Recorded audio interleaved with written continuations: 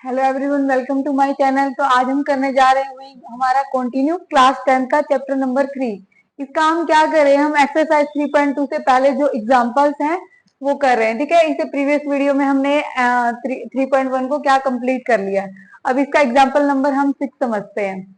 जो हमारी एक्सरसाइज 3.2 है वो किससे सोल्व करनी है, आपको सब्सटीट्यूशन मेथड से सोल्व करनी है। ठीक है, in a shop the cost of 2 pencils and 3 eraser is 9 rupees। किसी शॉप में पेंसिल और इरेजर की टोटल कॉस्ट दी गई है। ठीक है, एंड द कॉस्ट ऑफ, फिर किसी दूसरी कंडीशन के लिए cost of 4 pencils and 6 eraser is 18 rupees। इनकी भी टोटल कॉस्ट दी गई है। हमें निकालना है find the cost of each pencil and each eraser. हमें 1 पेंसिल एंड 1 इरेजर की कॉस्ट फाइंड आउट करनी है। ठीक है, तो इसमें क्या करना होता है, जो हमें निकालना होता है उसी को हम कंसीडर करके चलते हैं। तो देखिए, हम यहाँ पे लेट कर लेते हैं, let cost of 1 pencil equal to x rupees. ठीक है, और 1 पेन की हम कंसीडर कर लेते हैं y रुपीज। ठीक है, तो अकॉर्डिंग टू क्वेश्चन, अब एक बात बताओ आप, अगर 1 पेंसिल की कॉस्ट x रुपीज है तो 2 पेंसिल की कॉस्ट क्या हो जाएगी, 2x। मल्टीप्लाई कर लेते हैं हम, तो क्या हो जाएगा। अब हमें तो सिर्फ पेंसिल की कॉस्ट तो हमें नहीं पता, हमें टोटल कॉस्ट पता है। तो हम क्या करेंगे, टोटल करके ही इक्वेशन निकालेंगे।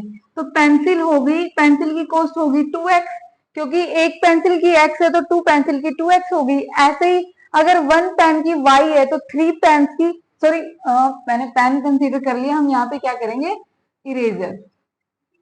ठीक है, 1 इरेजर। तो अगर 1 इरेजर की y है तो वहां पे क्या है, 3 इरेजर, तो 3 इरेजर की क्या हो जाएगी, 3y। अब मैं इनको ऐड क्यों कर रही हूँ, क्योंकि हमें जो 9 रुपीज जो दी गई है ना, इनकी टोटल कॉस्ट दी गई है, तो इनको ऐड करना पड़ेगा और इक्वल टू हो जाएगा ये 9। 2 पेंसिल और 3 इरेजर की कॉस्ट हो गई 9। ये हमारी फर्स्ट इक्वेशन आ गई यहाँ से। ऐसे ही सेकंड कंडीशन में बोला कॉस्ट ऑफ 4 पेंसिल। अगर 1 पेंसिल की कॉस्ट x रुपीज है तो 4 पेंसिल की होगी 4x प्लस ऐसे ही, क्योंकि हमारे पास टोटल कॉस्ट है। अगर 1 इरेजर की कॉस्ट है x rupees, sorry y rupees, तो 6 इरेजर की हो जाएगी 6y इक्वल टू ये हो गई 18। ठीक है, सब्सटीट्यूशन मेथड में हम क्या करते हैं, किसी एक इक्वेशन में से x या y निकाल के उसको दूसरी में पुट करते हैं।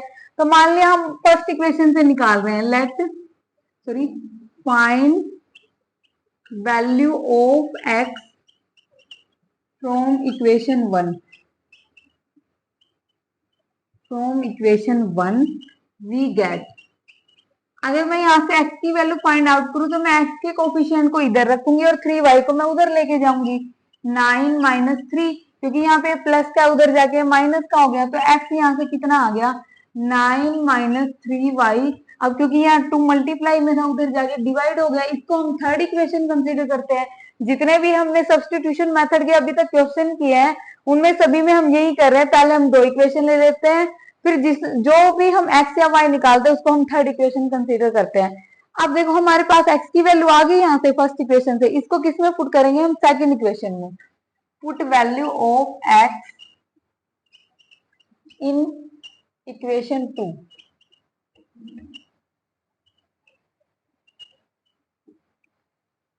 तो क्या है यहाँ पे, क्योंकि देखो यहाँ पे 4x है तो x की जगह मैं ये वाली वैल्यू रख दूंगी, 9 minus 3y by 2 plus 6y equal to 18। ठीक है, अब देखो ये 2 से 4 डिवाइड हो रहा है, 2 2 जा 4 हो गया, तो 2 को अब हम पूरी ब्रैकेट से मल्टीप्लाई करेंगे, 2 9 जा 18, 2 3 जा 6 प्लस 6y इक्वल टू 18। अब यहाँ से देखो 6y, ये माइनस का ये प्लस का, ये तो कट ही गया।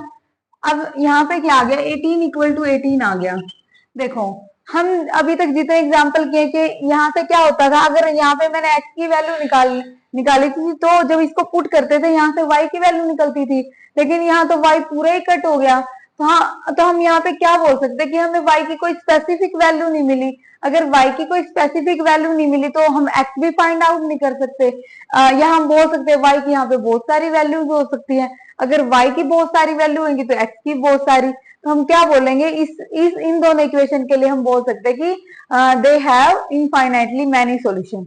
तो हम यहाँ पे लिखेंगे here we can't find specific value of y and yeah, so we can't find specific value of x, but here infinitely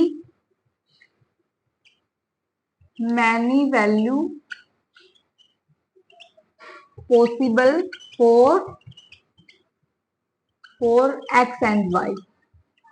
ठीक है, तो हम बोलेंगे there are infinitely many solution. ठीक है, अब हम कोई स्पेसिफिक तो हम फाइंड आउट नहीं कर सके, लेकिन हम यहाँ पे बोल सकते हैं अगर y की बहुत सारी वैल्यू आएंगी तो x की भी बहुत सारी वैल्यू आ जाएंगी। तो इस क्वेश्चन को यहीं पे आपको छोड़ देना है, यहीं पे आपको स्टॉप कर देना है। ठीक है, आई होप आपको बहुत अच्छे से समझ में आएगा। अगर फिर भी कोई डाउट है तो आप कमेंट बॉक्स में कमेंट कीजिए।